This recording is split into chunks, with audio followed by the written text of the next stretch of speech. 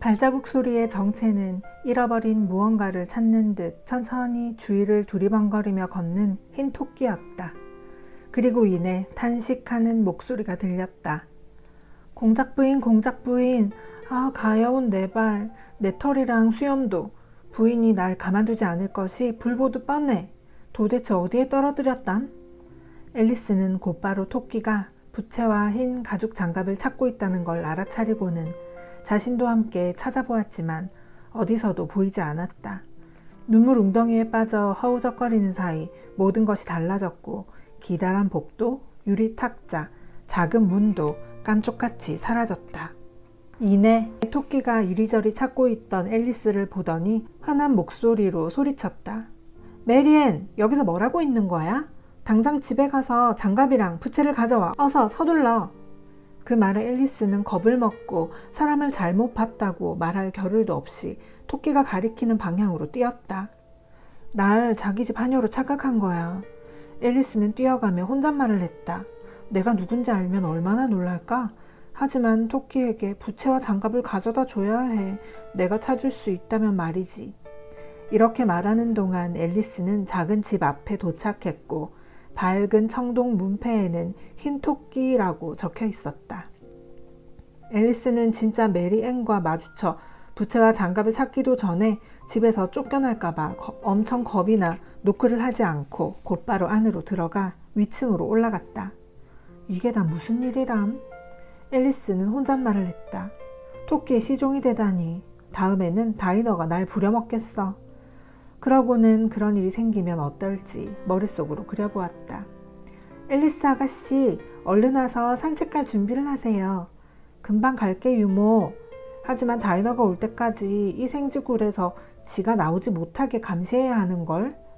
다이너가 사람들을 이런 식으로 부려먹는다면 집에서 쫓겨나고 말 거야. 앨리스는 용케도 작은 방 안으로 들어갔다. 창가 탁자 위에 부채 하나와 작은 흰색 가죽 장갑 두세 켤레가 놓여 있었다. 앨리스가 부채와 장갑 한 켤레를 집어든 다음 막 방을 나서려는데 거울 앞에 놓인 작은 병 하나가 눈에 들어왔다. 날 마셔 같은 라벨이 붙여있진 않았지만 그녀는 마개를 따서 입에 가져갔다. 분명 뭔가 신기한 일이 벌어질 거야. 뭘 먹거나 마시면 늘 그랬으니까. 이번에는 어떤 일이 벌어질지 봐야지. 다시 날 커지게 해줬으면 좋겠어. 이렇게 조그만 사람으로 있는 게 진짜 신물나거든. 앨리스가 생각한 것보다 더 빨리 정말로 그런 일이 일어났다. 반쯤 마셨을 때 이미 앨리스의 머리가 토끼집 천장에 다 목이 부러지지 않으려면 몸을 구부려야 했다. 앨리스는 재빨리 병을 내려놓고 혼잣말을 했다. 이 정도면 충분해. 더는 안 자랐으면 이미 문 밖으로 나갈 수 없게 커버렸는걸. 너무 허겁지겁 마시지 말아야 했어. 어쩌나 후회하긴 너무 늦어버렸다.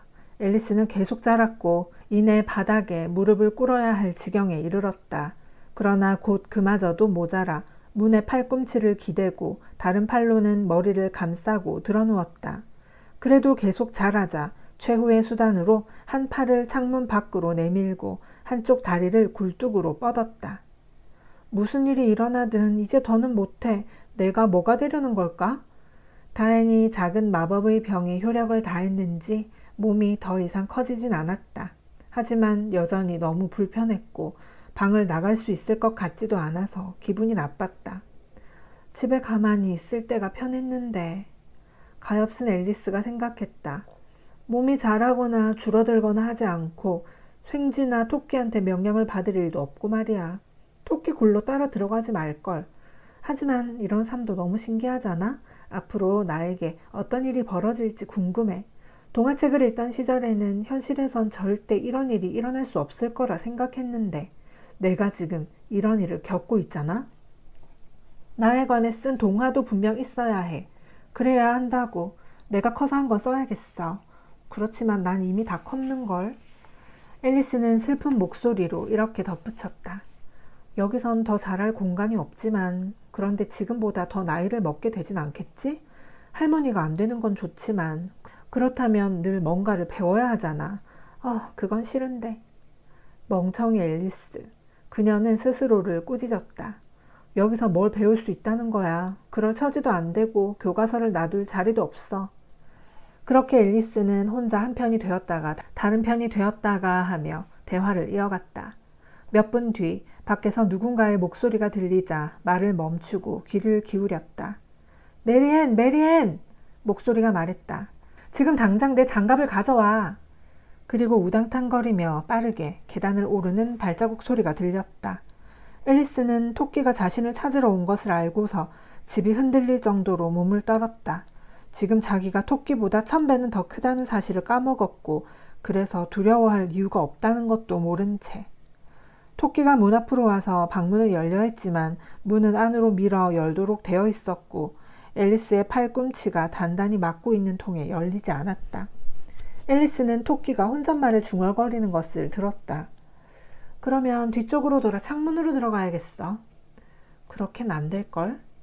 앨리스는 토끼가 창문 바로 밑에 도착할 때까지 기다렸다가 갑자기 손을 쭉 뻗어서 공중에서 휙휙 휘저었다.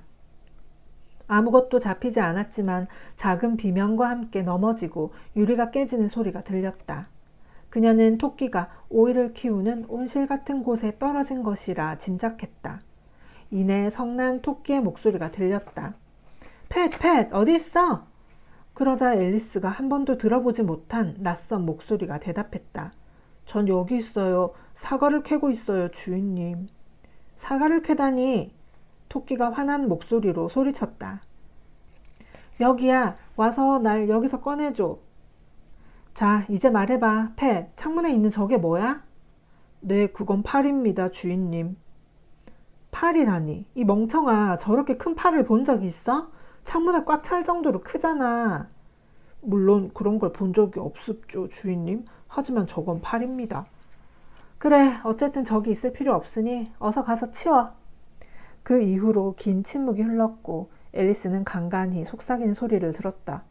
그러기 싫습니다, 주인님. 내가 시키는 대로 해, 이 겁쟁이야. 그래서 앨리스는 손을 쭉 뻗어서 다시금 공중에서 휘둘렀다. 이번에는 두 사람 몫의 비명소리가 들렸고 더 많은 유리가 깨지는 소리가 났다. 오이 온실이 도대체 몇 개나 있는 거야? 앨리스는 생각했다. 이제 저들이 어떻게 할지 궁금한걸? 날 창문 밖으로 끌어내주면 좋을 텐데. 난 더 이상 여기 있고 싶지 않아. 앨리스는 더는 아무 소리도 안 들릴 때까지 기다렸다. 좀 있다 수레바퀴가 구르는 소리가 들리더니 여러 목소리들이 동시에 말하는 소리가 났다. 그중 몇 마디가 귀에 들어왔다. 다른 사다리는 어디 있어? 난 하나밖에 없는데 빌이 가지고 있어. 빌, 이리 가져와. 여기 이 모퉁이에 놓으라고. 아니 우선 하나로 묶어야지. 아직 반도 안 닿는걸? 그걸로 되겠어? 거기 말고 여기 빌, 이 밧줄을 꽉 잡아. 지붕이 견딜까? 미끄러운 슬레이트 조심해. 우르르 떨어진다. 고개 숙여. 누가 그랬어? 빌인 것 같은데. 아니 누가 굴뚝으로 내려갈 거야? 아니야, 난 아니야. 네가 가. 그건 난 싫어. 빌이 가야 해. 어서 빌, 주인님이 네가 굴뚝을 내려가야 한대. 그러니까 빌이 굴뚝으로 내려온다고? 앨리스가 혼잣말을 했다. 왜 모든 걸 빌에게 시키는 것 같지? 나라면 빌의 입장이 되고 싶지 않을 거야. 이 벽난로는 좁지만 발을 살짝 찰 수 있을 것 같아. 앨리스는 최대한 발을 굴뚝 아래로 내리고는 작은 동물이 굴뚝 안에서 이리저리 움직이며 가까이 다가올 때까지 기다렸다. 그러고는 스스로에게 말했다. 저게 빌이야. 앨리스는 한번 세게 발길질을 한 뒤 무슨 일이 벌어지는지 기다렸다. 처음 그녀가 들은 목소리는 이랬다. 저기 빌이 나왔다. 그리고 토끼의 목소리가 들렸다.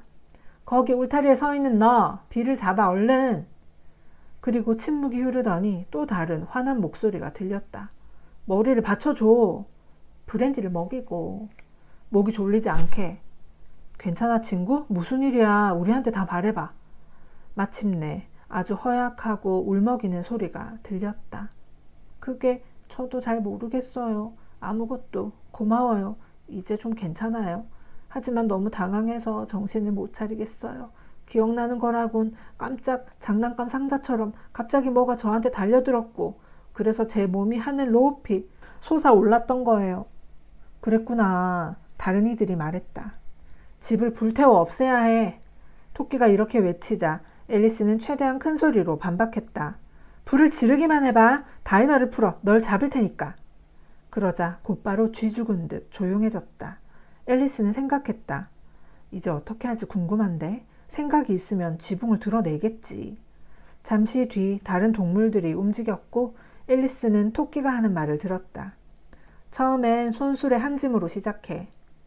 뭐가 손수레 한 짐이라는 거지? 앨리스는 의구심이 들었고 얼마 안가 작은 조약돌이 무더기로 창문으로 쏟아졌고 그중 몇 개는 얼굴로 떨어졌다. 가만두면 안 되겠어. 앨리스는 곧바로 소리쳤다. 그만두는 게 좋을걸? 그러자 다시 정막이 감돌았다. 앨리스는 조약돌이 바닥에 떨어지자마자 작은 케이크로 변하는 것을 보고 놀랐고 갑자기 좋은 생각이 났다. 저 케이크를 먹으면 내 몸에 확실히 변화가 생길 거야. 더 커지긴 불가능하니까 분명 작아지겠지? 그래서 케이크 중 하나를 집어삼켰고 곧바로 몸이 줄어드는 것을 확인하고 기뻐했다. 문으로 나올 수 있을 만큼 몸이 줄어들자마자 앨리스는 집 밖으로 뛰어나갔고 작은 동물들과 새들 무리가 모여있는 광경이 눈에 들어왔다. 불쌍한 작은 도마뱀 빌이 한가운데서 기니피그 2마리의 부축을 받아 선 채로 그들이 따라주는 병 음료를 마시고 있었다. 앨리스가 등장하자 모두가 달려들었지만 젖먹던 힘을 다해 도망쳤고 이내 울창한 숲속으로 몸을 숨겼다. 앨리스는 숲속을 배회하면서 중얼거렸다. 무엇보다도 원래 크기로 돌아가는 게 우선이야. 그리고 그 다음엔 아름다운 정원으로 들어가는 방법을 찾는 거지. 그게 제일 좋은 계획이지 싶어. 의심할 여지 없이 훌륭한 아주 분명하고 간단한 계획이다. 애로사항이 있다면 어디서부터 시작해야 할지 전혀 감이 잡히지 않는다는 거였지만 그렇게 불안한 눈길로 나무 사이를 살피는데 갑자기 머리 위에서 날카롭게 짖는 소리가 들렸다. 고개를 들어보니 엄청나게 큰 강아지가 커다란 눈동자를 반짝이며 앨리스를 내려다보더니 한 발을 쭉 펴서 그녀를 만지려고 했다. 아이고 착하지. 앨리스는 강아지를 달래며 휘파람을 불었지만 강아지가 배가 고파서 아무리 달래도 그녀를 먹어치우면 어쩌나 하는 생각 때문에 아주 겁이 났다. 딱히 뭘 하려고 한 건 아니었지만 앨리스는 작은 나뭇가지를 집어 강아지에게 내밀었다. 그러자 강아지가 네 발로 펄쩍 뛰더니 좋아하면서 나뭇가지를 향해 달려들었다. 앨리스는 다칠까 겁이 나 잽싸게 커다란 엉겅퀴 뒤로 몸을 숨겼고 다시 다른 쪽에서 나타나 나뭇가지를 내미니 강아지가 쏜살같이 미끄러져 왔다. 앨리스는 마치 집 마차를 끄는 말과 게임을 하는 것 같다는 생각이 들어 강아지가 달려들 것을 예상하고는 나뭇가지를 내밀었다가 얼른 엉겅퀴 뒤로 숨었다. 그러자 몇 번 내밀고 숨기를 반복하면서 강아지는 나뭇가지를 향해 왕왕 짖으며 매일 조금씩 앞으로 오다가 다시 뒤로 물러섰고 점차 목이 쉬더니 결국 지쳐 자리에 앉아 눈을 반쯤 감은 채 긴 혀를 내밀고 숨을 헐떡였다. 이것이 도망갈 절호의 기회였기에 앨리스는 곧바로 내달렸고 숨이 차오르고 강아지의 짖는 소리가 꽤 멀게 느껴질 때까지 멈추지 않았다. 그래도 참 귀여운 강아지였어. 앨리스는 미나리아 제비에 기대시면서 잎사귀 하나로 부채질을 했다. 내 몸이 정상적으로 컸다면 던지고 물어오기 기술을 잘 가르쳐 주었을 텐데 어머나 내가 다시 자라야 한다는 걸 까먹고 있었어. 어디 보자. 이제 어떻게 해야 하지? 뭘 먹거나 마셔야 할 것 같은데. 근데 중요한 건 뭘 먹느냐는 거지. 분명 중요한 것은 무엇을 먹느냐는 거였다. 앨리스는 주변의 꽃과 풀들을 살펴보았지만 이 상황에서 먹거나 마셔도 될 만한 것을 찾을 수 없었다. 근처에 앨리스의 키만큼 자란 커다란 버섯이 있었는데 아래와 뒤를 살피고 나니 위에도 어떤지 봐야겠다는 생각이 들었다. 그래서 발끝으로 서서 버섯 꼭대기를 살피는데 커다랗고 파란 애벌레와 곧장 눈이 마주쳤다. 애벌레는 누구든 자신을 쳐다봐도 개의치 않는다는 표정으로 팔짱을 낀 채 긴 물담뱃대로 조용히 담배를 피우고 있었다. 애벌레와 앨리스는 한동안 아무 말 없이 서로를 쳐다보았다. 마침내 애벌레가 입에 물고 있던 담뱃대를 빼고 졸린 듯 나른한 목소리로 말했다. 넌 누구니? 대화를 시작하기 좋은 질문은 아니었다. 앨리스는 쭈뼛쭈뼛 대답했다. 그게 저도 잘 몰라요. 지금으로서는요. 오늘 아침에 일어났을 때는 제가 누군지 알았는데 그 이후로 여러 번 바뀐 것 같아요. 그게 무슨 말이지? 애벌레가 엄하게 다그쳤다. 네가 누군지 설명해봐. 죄송하지만 제가 누군지 설명할 수 없어요. 어르신, 왜냐하면 보시다시피 전 제 자신이 아니니까요. 도대체 무슨 말인지 원. 더 정확하게 설명하지 못해서 죄송해요. 앨리스가 아주 예의 바르게 말을 이었다. 저도 잘 몰라서요. 하루 종일 여러 번 다양한 크기로 바뀌는 통에 너무 혼란스러워요. 그건 아닌 것 같은데. 아직 겪어보지 못해서 그렇게 생각하실 수도 있어요. 번데기로 변해야 할 때가 오면 언젠가 그렇게 되실 테죠? 그리고 다시 나비가 되었을 때 좀 이상한 기분을 느끼시지 않을까요? 전혀. 어쩌면 다른 느낌일지도 모르겠네요. 제가 아는 건 저한테는 아주 이상할 거라는 거예요. 너! 애벌레가 경멸 섞인 목소리로 외쳤다. 넌 대체 누구지? 그 질문으로 인해 둘의 대화는 원점으로 되돌아갔다.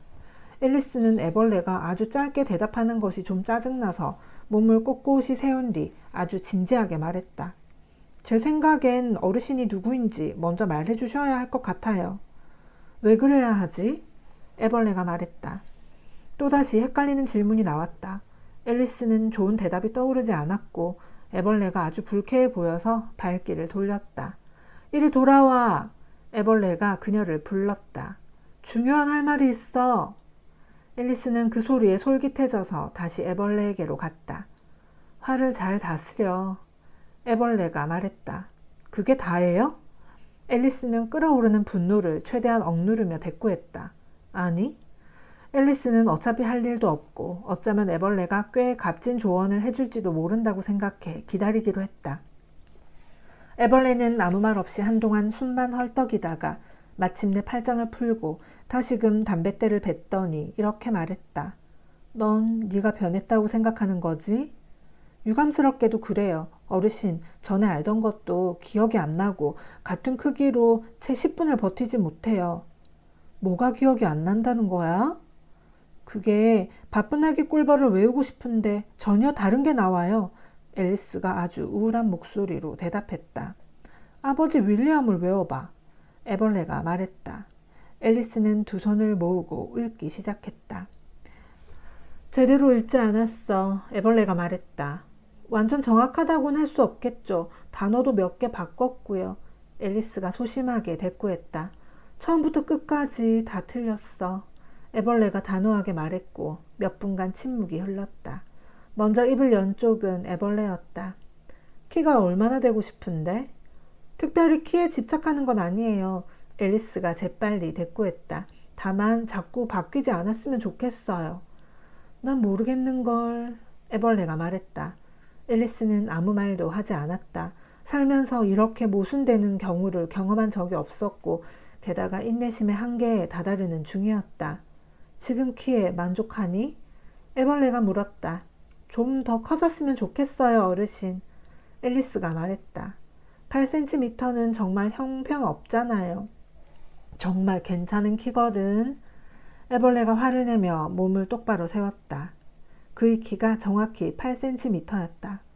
하지만 전 이 키에 적응이 안 되는걸요? 앨리스가 애처로운 목소리로 말했다. 그리고 속으로 생각했다. 동물들이 쉽게 흥분하지 않았으면 좋으련만.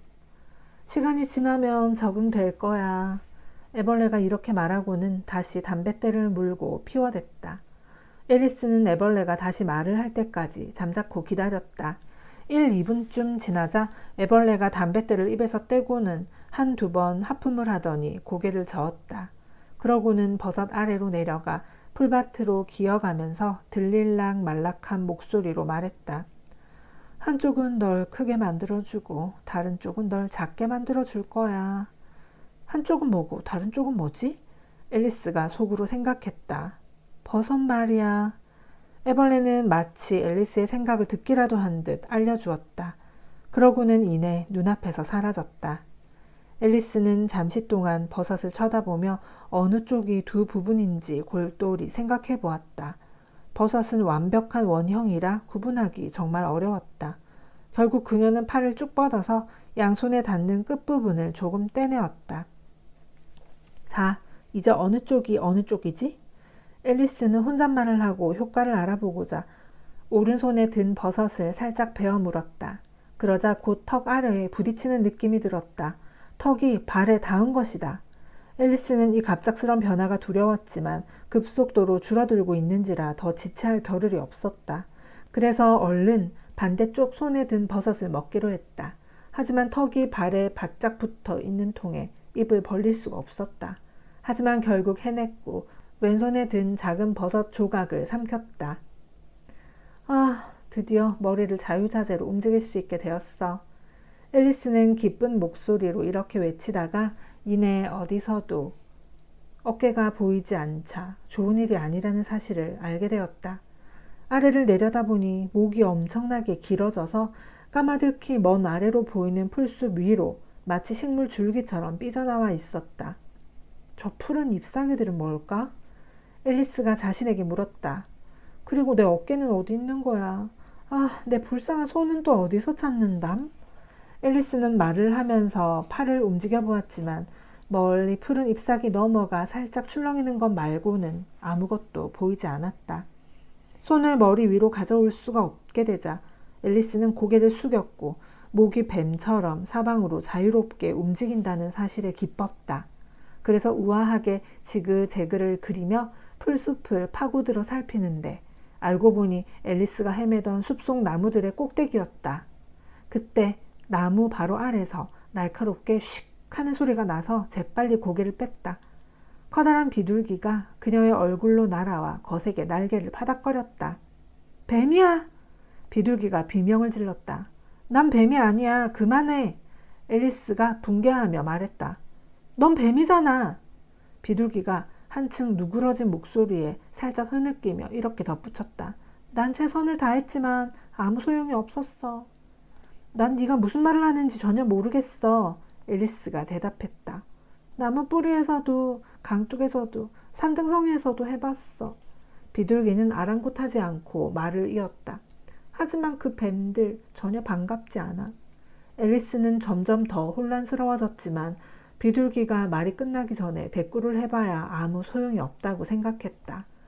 어디서든 알을 낳으려고 했다고. 비둘기가 말했다. 그렇지만 낮이고 밤이고 뱀까지 감시해야 하다니. 그래서 3주째 한숨도 못 자고 있잖아. 네가 힘들었다니 유감이야. 앨리스는 그제야 비둘기의 말이 이해되기 시작했다. 비둘기가 거의 비명에 가까울 정도로 목청을 높이며 말을 계속했다. 제일 높은 나무에 둥지를 틀었으니 드디어 뱀에게서 자유롭다 생각했는데 하늘에서 내려오다니. 아, 뱀이야. 그치만 난 뱀이 아니야. 말했잖아. 나는 그러니까. 그래서 네 정체가 뭐야? 비둘기가 물었다. 거짓으로 둘러대려고 하는 것 같은데? 나는 소녀야. 앨리스는 오늘 하루 자신이 여러 번 바뀐 것이 기억나 사뭇 자신 없는 목소리로 대답했다. 그럴싸한 핑계야. 비둘기가 아주 경멸하는 목소리로 말했다. 살면서 착한 소녀들을 많이 봤는데 너 같은 목을 가진 소녀는 한 번도 보지 못했어. 넌 뱀이야. 그건 부정할 수 없는 사실이지. 어디 이번에는 또 알을 한 번도 먹어보지 않았다고 해보시지? 난 알을 먹어본 적이 있어. 거짓말을 할 줄 모르는 앨리스가 말했다. 하지만 소녀들도 뱀만큼 알을 좋아하는걸? 믿을 수 없어. 비둘기가 말했다. 소녀들이 그렇다면 그들도 뱀과 같아. 난 그렇다고 봐. 앨리스는 처음 들어보는 소리라 잠자코 있었더니 비둘기가 말을 덧붙였다. 넌 알을 찾고 있어. 난 그거 잘 알아. 그러니 네가 소녀건 뱀이건 무슨 상관이야? 난 상관 있어. 앨리스가 곧바로 받아쳤다. 하지만 난 지금 알을 찾는 게 아니야. 혹 그렇다고 해도 네 알을 가져가진 않아. 날 것은 싫거든. 그럼 썩 꺼져. 비둘기가 셀쭉한 목소리로 말하며 다시 둥지 위에 앉았다. 앨리스는 목이 나뭇가지에 걸리지 않도록 최대한 몸을 웅크렸지만 간간히 멈춰서 가지를 치워야 했다. 그러다 아직 손에 버섯 조각이 남았다는 것이 기억나 아주 조심스럽게 양손에 든 버섯을 번갈아 베어 물었다. 그렇게 커졌다 작아졌다를 반복하며 평소의 키로 돌아갈 때까지 조절했다. 오랜만에 원래 키로 돌아온 터라 처음에는 기분이 이상했지만 몇 분이 지나니 곧 적응이 되어 평소처럼 자신에게 말을 걸기 시작했다.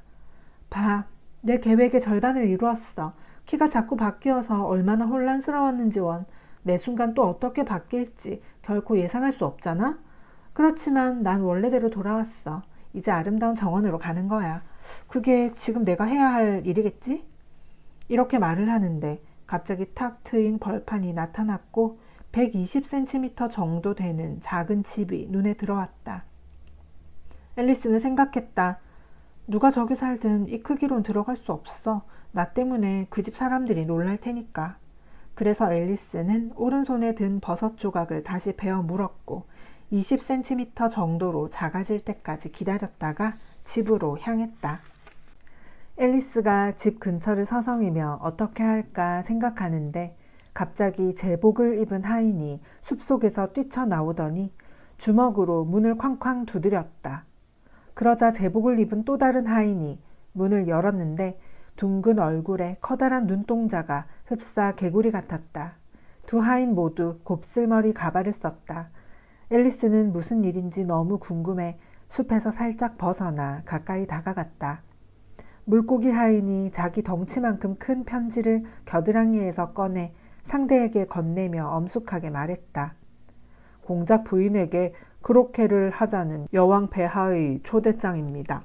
그러자 개구리 하인이 마찬가지로 엄숙한 목소리로 같은 말을 대상만 살짝 바꾸어 반복했다. 여왕 폐하로부터 공작 부인에게 크로케를 하자는 초대장이군요. 그러더니 둘이 서로 몸을 숙여 인사했고 덕분에 곱슬머리 가발이 한데 엉켰다. 앨리스는 그 모습이 웃겨 웃음을 터뜨리다가 그들이 들을까봐 두려워 숲속으로 물러났다. 다시 몰래 살펴보니 물고기 하인은 가고 없었고 개구리 하인만 문 앞 바닥에 앉아 멍하니 하늘을 올려다보는 중이었다. 앨리스는 조심스럽게 문 앞으로 가서 노크했다. 노크를 해봐야 소용없어. 하인이 말했다. 이유는 두 가지야. 첫째, 내가 이미 나와 있고 둘째, 아니 너무 시끄러워서 노크 소리를 듣지 못하거든. 정말 아주 시끄러운 소리가 흘러나오고 있었다. 울부짖는 소리와 재채기 소리가 끊이지 않고 들렸고 간간히 접시나 주전자 같은 것이 부딪혀 깨지는 소리가 났다. 그렇다면 전 어떻게 안으로 들어갈 수 있어요? 앨리스가 물었다. 누군가 노크를 눈치챌지도 모르지. 하인이 앨리스를 개의치 않고 말을 이었다. 우리가 문을 사이에 두고 있었다라면, 그러니까 네가 안에 있고 노크를 한다면 내가 널 나오게 열어주었겠지? 하인은 말을 하는 내내 하늘만 올려다보았기에 앨리스는 정말 무례하다고 생각했다. 아마 그는 날 도와주지 못할 거야. 앨리스가 혼잣말을 했다. 눈이 거의 머리 꼭대기에 가 있는걸. 어쨌든 내 질문에는 대답해 주겠지? 어떻게 해야 집 안으로 들어갈 수 있을까요? 앨리스가 다시 큰 소리로 물었다. 난 여기 앉아 있을 거야. 하인이 대답했다. 내일까지. 바로 그때 문이 열리고 커다란 접시가 튀어나와 곧장 하인의 머리 쪽으로 날아갔다. 접시는 하인의 코에 상처를 입히고는 뒤쪽 나무에 부딪혀 산산조각이 났다. 아니면 내일 모레까지나. 하인은 아무 일도 없었다는 듯 태연하게 말을 이었다. 어떻게 집 안으로 들어갈 수 있어요? 앨리스는 더 큰 목소리로 다시 물었다. 대체 왜 집 안에 들어가려는 거니? 그걸 제일 먼저 생각해야지. 하인이 물었다. 틀린 말은 아니었지만 앨리스는 그 소리가 듣기 싫었다. 정말 끔찍해. 앨리스가 투덜댔다. 다들 떽떽거리기만 하고 정말 사람을 미치게 한다니까? 하인은 같은 말을 살짝 바꿔 대꾸할 좋은 기회라고 여긴 듯 했다. 난 며칠이고 여기 있을 거야. 그러면 전 어떻게 해요? 앨리스가 물었다. 네 맘대로 해. 하인이 이렇게 말하더니 휘파람을 불기 시작했다. 이제와 말해봐야 소용없겠어. 완전 머저리야. 앨리스는 절망에 빠져 투덜거리곤 직접 문을 열고 안으로 들어갔다. 문은 커다란 주방으로 곧장 이어졌는데 그곳은 연기로 자욱했다. 공작 부인이 주방 한가운데 놓인 세발 의자에 앉아 아기를 보고 있었다. 요리사는 불 앞에서 수프가 가득 들어있는 커다란 솥을 연신 저었다. 수프에 후추를 너무 많이 넣은 게 틀림없어. 앨리스가 재채기를 하며 말했다. 공기 중에도 후추 천지였다. 공작 부인도 간간히 재채기를 했다. 아기는 쉬지 않고 재채기를 하며 울었다. 부엌에서 재채기를 하지 않는 건 요리사와 난로가에 앉아 한방 미소를 짓고 있는 커다란 고양이 뿐이었다. 앨리스는 먼저 말을 꺼내도 괜찮은지 확실히 몰라서 살짝 주눅든 목소리로 물었다. 저 부인의 고양이가 저렇게 웃고 있는 까닭이 무엇인지 알려주실 수 있나요? 채셔 고양이라 그래, 돼지야. 공작 부인이 갑자기 거칠게 말을 내뱉자 앨리스는 깜짝 놀랐다. 하지만 이내 그건 자신에게 한 말이 아니라 아기에게 한 것임을 알아 용기를 내 다시 물었다. 채셔 고양이가 항상 웃는지 몰랐어요. 솔직히 고양이가 웃을 수 있다는 것도 몰랐어요. 모든 채셔가 그럴 수 있어. 공작 부인이 말했다. 대다수가 그렇게 하고. 웃고 있는 채셔 고양이를 본 적이 없거든요. 앨리스는 대화를 나누게 된 것이 즐겁다고 느껴져 아주 예의 바르게 대답했다. 넌 아는 것이 많지 않구나. 공작 부인이 말했다. 앨리스는 그 소리가 듣기 거북해 다른 이야기를 하는 것이 좋겠다고 생각했다. 그러는 동안 요리사가 수프가 든 솥을 불에서 내리고는 손에 잡히는 것들을 닥치는 대로 공작 부인과 아기에게 던지기 시작했다. 제일 먼저 부직갱이가 날아왔고 냄비, 접시, 그릇이 줄을 이었다. 그것들이 몸에 맞아도 공작 부인은 전혀 알아채지 못했다. 아기는 이미 크게 울고 있었기에 날아오는 것에 맞아서 우는 건지 아닌지 분간하기 어려웠다. 조심 좀 해요. 앨리스가 겁에 질려 펄쩍펄쩍 뛰며 외쳤다. 아기의 소중한 코에 맞겠어요. 그때 아주 커다란 냄비가 날아와 아슬아슬하게 비껴갔다. 모두가 각자의 일에만 신경 쓴다면 세상은 더 빠르게 돌아가겠지. 공작 부인이 쉰 목소리로 말했다. 그렇다고 다 좋은 게 아니에요. 자신의 지식을 조금이나마 뽐낼 기회가 생겨 앨리스는 기뻤다. 무엇이 낮과 밤을 만드는지 생각해 보세요. 지구가 중심축을 도는데 24시간이 걸리고. 도끼 이야기가 나와서 말인데 공작 부인이 말했다. 저 애의 머리를 잘라버려. 앨리스는 불안한 표정으로 요리사의 눈치를 살폈다.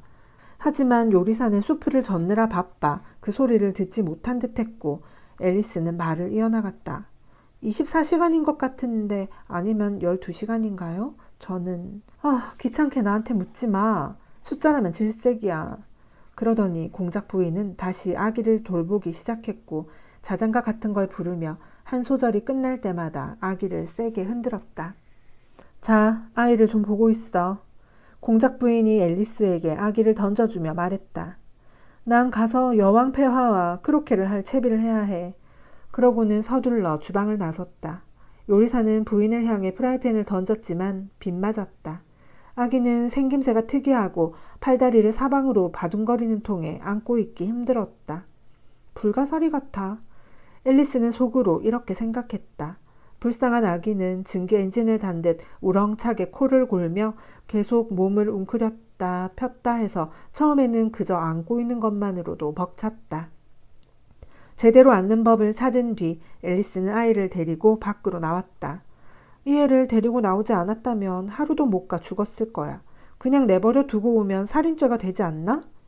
앨리스가 마지막 말을 큰 소리로 한 바람에 아기가 반응하듯 칭얼거렸다. 징징거리지 마. 앨리스가 말했다. 그건 네 자신을 표현하는 제대로 된 방법이 아니야. 아기는 다시 칭얼거렸고 앨리스는 아주 불안한 마음으로 뭐가 문제인지 아기의 얼굴을 살폈다. 아기는 엄청난 들창코에 입 대신 주둥이가 달렸다. 아기치고 눈동자가 매우 작았다. 그래서 앨리스는 아기의 모습이 전혀 마음에 들지 않았다.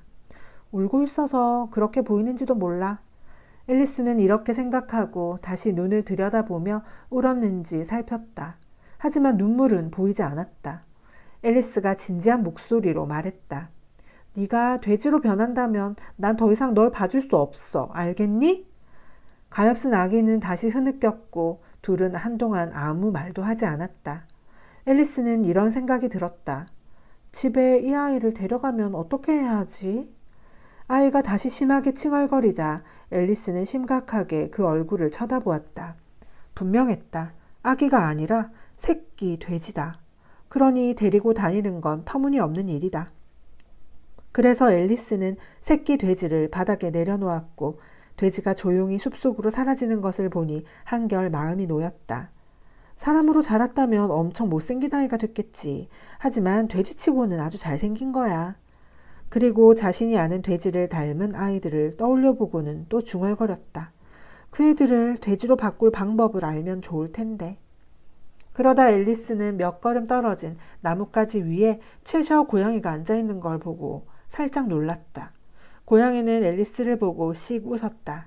순해 보인다고 그녀는 생각했다.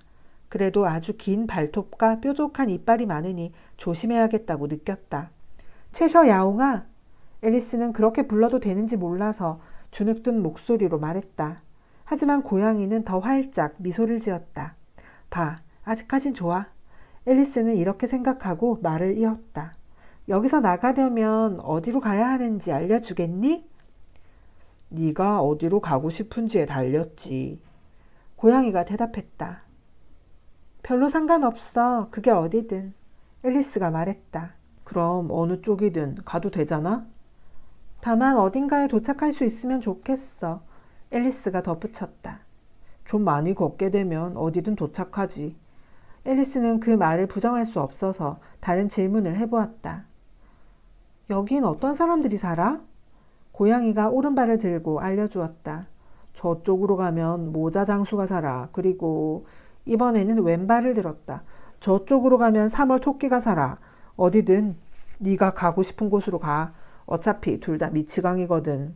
하지만 난 정신 나간 사람과 어울리고 싶지 않아. 앨리스가 항변했다. 아, 그건 어쩔 수 없어. 여기 사는 우린 다 미쳤거든. 나도 미쳤고 너도 미쳤어. 고양이가 말했다. 내가 미친 걸 네가 어떻게 알아? 앨리스가 물었다. 당연히 너도 그렇겠지. 고양이가 대꾸했다. 그게 아니면 여기 있지 않을 테니까. 앨리스는 고양이의 말이 턱도 없다고 생각했지만 계속 물었다. 그리고 네가 미친 걸 네가 어떻게 알아? 우선 고양이가 입을 열었다. 걔는 미치지 않았어. 그건 너도 알지? 그런 것 같아. 앨리스가 대답했다. 그렇다면 걔는 화가 나면 으르렁거리고 기쁘면 꼬리를 흔든다는 것도 알겠지? 하지만 나는 기쁘면 으르렁거리고 화나면 꼬리를 흔들어. 그러니 난 미친 거야. 난 고양이는 으르렁거리는 게 아니라 가르릉거린다고 말해. 앨리스가 말했다. 뭐든 네가 좋을 대로 불러. 고양이가 대답했다. 여왕님이랑 크로케를 할 거야? 그랬으면 좋겠지만 아직 초대를 못 받았어. 그럼 경기장에서 보자. 고양이는 이렇게 말하고는 갑자기 사라졌다. 앨리스는 이런 식의 이상한 일들에 점차 익숙해져서 별로 놀라지 않았다. 고양이가 앉았던 자리를 쳐다보는데 갑자기 고양이가 다시 나타났다. 말이 나왔으니 말인데 아기는 어떻게 됐어? 물어보는 걸 깜빡했지 뭐야. 돼지로 변했어. 앨리스는 고양이가 돌아온 것이 아주 자연스럽다는 듯 담담히 대답했다. 그럴 줄 알았어. 고양이는 이렇게 말하고 다시 사라졌다. 앨리스는 고양이가 다시 나타날지도 모른다는 생각에 잠시 기다렸지만 나타나지 않아서 3월 토끼가 산다는 쪽으로 발걸음을 옮겼다. 모자 장수는 본 적이 있어. 앨리스가 자신에게 말했다. 3월 토끼 쪽이 훨씬 재밌을 거야. 지금이 5월이니 3월만큼 심하게 미치지 않았을지도 몰라. 앨리스가 이 말을 하며 고개를 들었는데 머리 위 나뭇가지에 고양이가 앉아있는 것이 아닌가? 돼지라고 했어? 무화과라고 했어? 고양이가 물었다. 돼지라고 했어. 앨리스가 대답했다. 그리고 그렇게 갑자기 나타났다 사라지는 것 좀 그만둬. 정신 사나우니까. 알았어. 이번에는 아주 천천히 꼬리부터 사라지면서 마지막을 미소로 장식했고 미소는 고양이가 완전히 사라진 뒤에도 잠시 남아있었다. 세상에 웃지 않는 고양이는 자주 봤지만 웃음만 남기고 사라진 고양이라니 평생 이런 광경은 처음 봐. 그리 많이 걷지 않았는데 이내 3월 토끼가 사는 집이 시야에 들어왔다. 굴뚝은 토끼 귀 같고 털로 엮은 지붕이 있어 그 집이 분명하다고 생각했다. 집이 아주 커서 앨리스는 가까이 가기 전에 왼손에 들고 있던 버섯 조각을 조금 깨물어 먹고 몸을 60cm 높이로 키웠다. 그러고도 꽤 주눅이 들어 걸어가는 길에 혼잣말을 했다. 완전 미쳐 날뛰는 토끼라면 어떡하지? 그냥 모자 장수를 보는 게 나을 뻔했어.